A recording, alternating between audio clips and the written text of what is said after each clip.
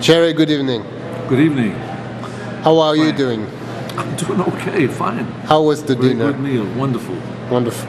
Yes. So this In is my friend's restaurant. in your friend's restaurant. Could you introduce yourself for those who don't know you? Sure. My name is Gerald, and I am a Catholic priest of the Archdiocese of San Francisco. And the work that I have been in for the last 20 years or so is ecumenical and interreligious. So I've been representing the Archdiocese with people of other Christian faiths and of other religions. And I'm still doing it even though I'm retired.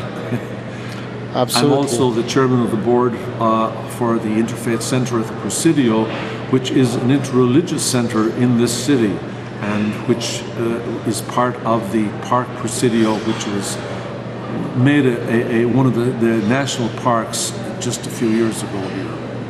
And you're also involved with the Mastery Foundation. Yes, I'm one of the founders of the Mastery Foundation, along with the great father Basil Pennington.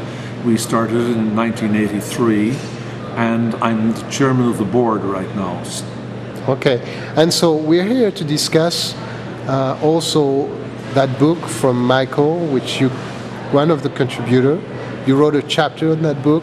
It's a book about Basil. Yes. And well, I was a friend of Basil. you were a friend of Basil, yeah. And I got to know Basil probably toward the ends of the 70s.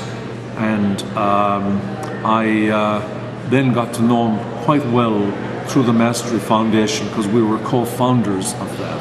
How did you get together to create the Mastery Foundation? Well, I'll tell you, it was a group of clergy, there's ministers and priests and rabbis and so on, who had done the work of Werner Erhard in the S training, and which is now the Forum.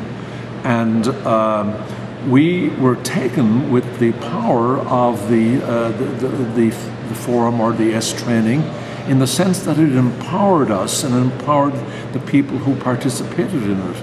And we saw an opening then to bring that kind of idea into the religious world, to empower people who are religious ministers or people who are devoted in some way to some kind of a ministry, whether it's a secular ministry or a religious ministry. And through you told me earlier that you had maybe 1,500 people trained through the Mastery Foundation. Oh, yes, maybe thousands of people, tens of thousands of people through those 1,500. Oh, absolutely, because all of them were dealing with their life's work, where they were actually dealing with lots of people.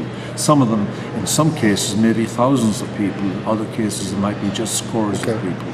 And so could you tell us about Basil? What kind of person was he for you? He was a charismatic, wonderful human being, and he was. What he brought, he made prayer available in all its levels to ordinary people, or to extraordinary people, whichever way you want to say it.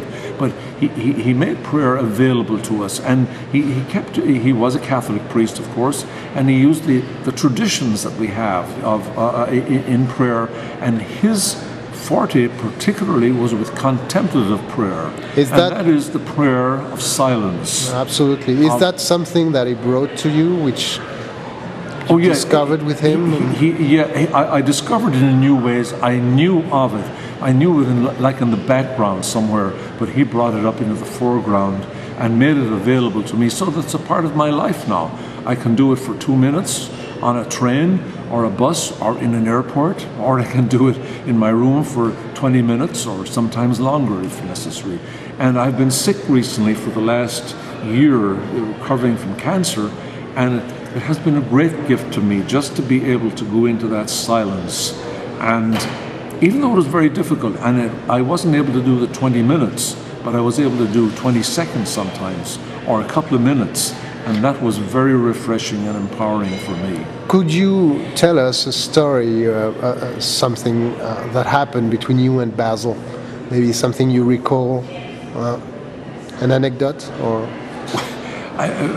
One of the things I loved was his humanity, and like myself, he loved food.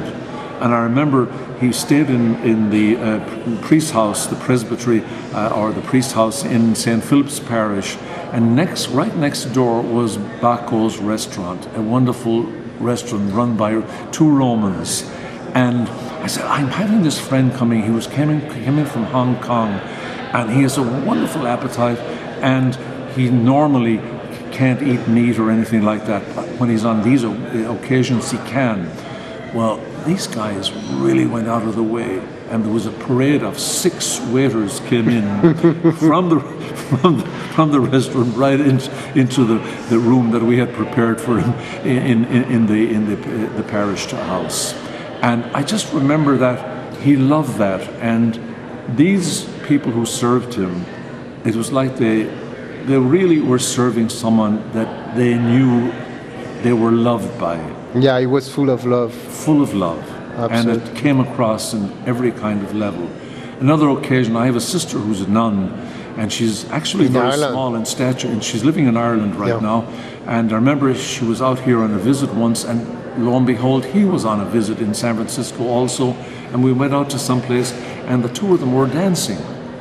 He was the giant, and she was the little one.